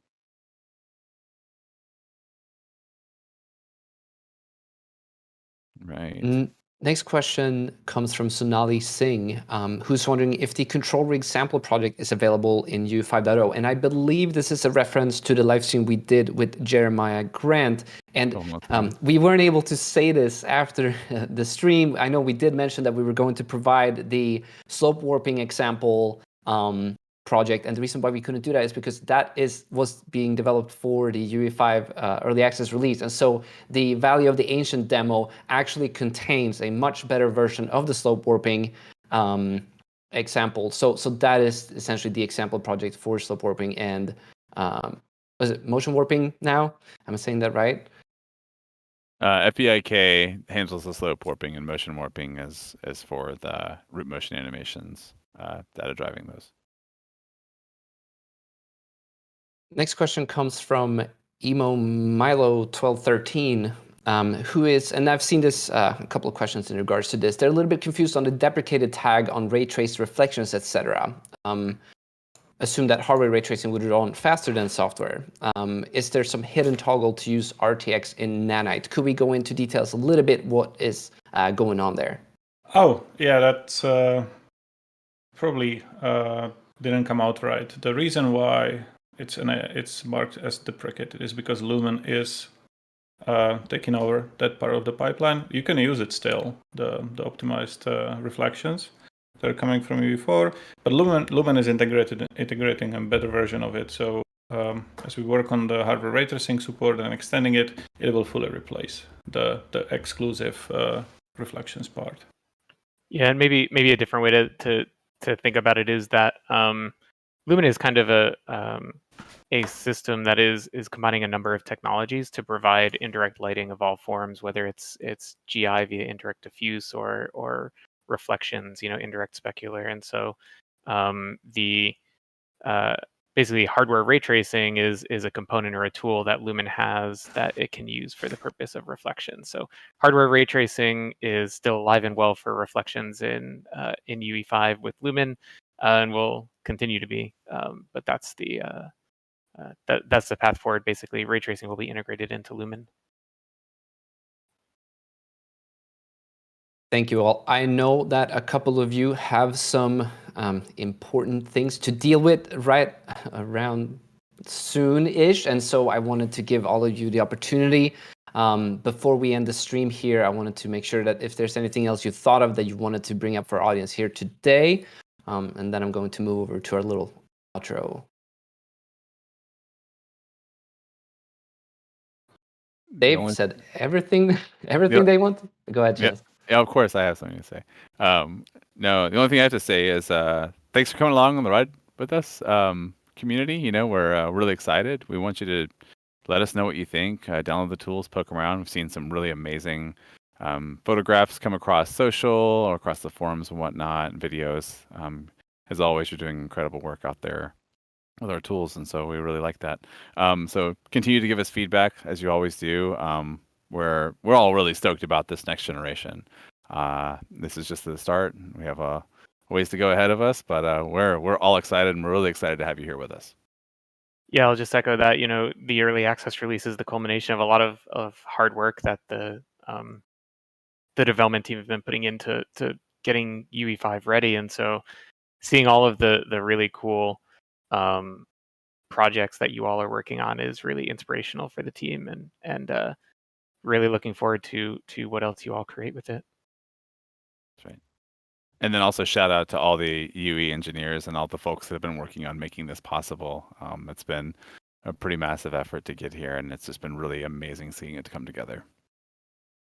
And all the Slack threads we have going on with all the people posting links of all the cool stuff that's being done. I've seen the infinite dog quite a bit, and a bunch of the rebuilding elemental with Lumen and stuff like that. That's the stuff that keeps everybody going and inspired. So please post stuff, especially silly stuff. That's my personal favorite. More infinite dogs in Nanite. Yeah. Volumetric dog, if we can get it in there. Yeah, if we can get volumetric dogs, we'll know we've made it. Right. And then also too, I wanted to mention, I'm sure that Victor will probably ring us in with this, but there's a ton of questions we didn't get to here, but we'll be taking these out and parting them out for a lot of the future live streams we have that are a little bit more contextual on specific topics, and so we'll try to get to everything we can on those as well. On that note, for each of the live streams that we do every week, not just in regards to Unreal Engine 5, we post the forum announcement post a week or two prior to the stream itself, and that is a great place to go and ask your questions before the stream. Now, we have gathered all of the ones from today, and so we will try to the best of our ability to prep our future guests with these questions. However, if you didn't get a chance to ask them and you're watching this, the VOD on YouTube or Twitch afterwards, when those posts go live in the forums, head over there, ask your questions, and give us as many opportunities as possible to answer the questions that you have. Because occasionally, they might require a little bit more thought than something that you can do on the spot. And that's the best place to go for that. Of course, you can always spin up other threads on the forum as well, but this is a special opportunity that you have to specifically prepare the guest who's coming live for us on that day, and then tune in. That said, all of our live streams are available on YouTube and Twitch immediately after we go offline. You can find the entire Inside Unreal YouTube playlist available right below on Twitch. If you're on YouTube, it should be right there already.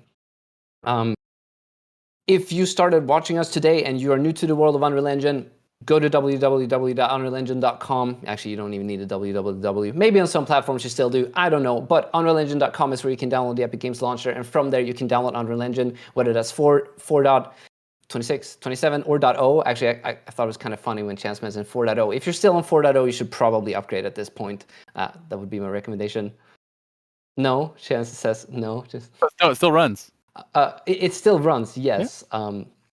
Anyway, going off tangents here.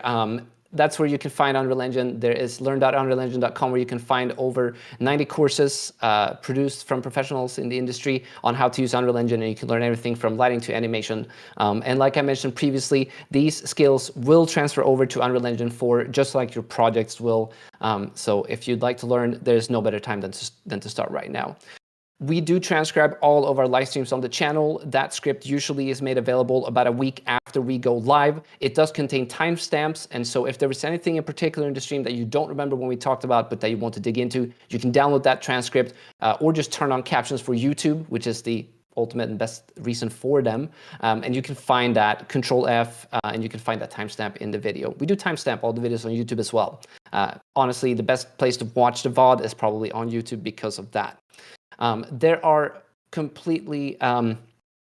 there are communities around in the world that are still throwing virtual meetups, even though we are not seeing each other in person yet, as the pandemic is still raging strong.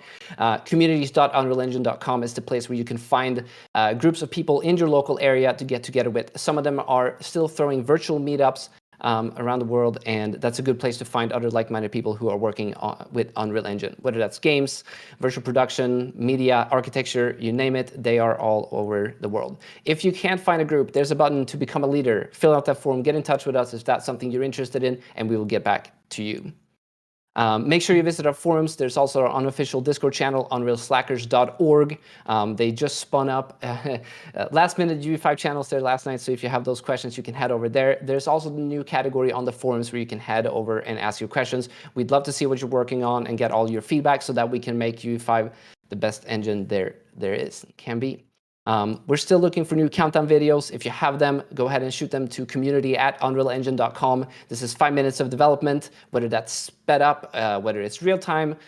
You be our guest and fill that out. We'd love to see all the stuff you're working on.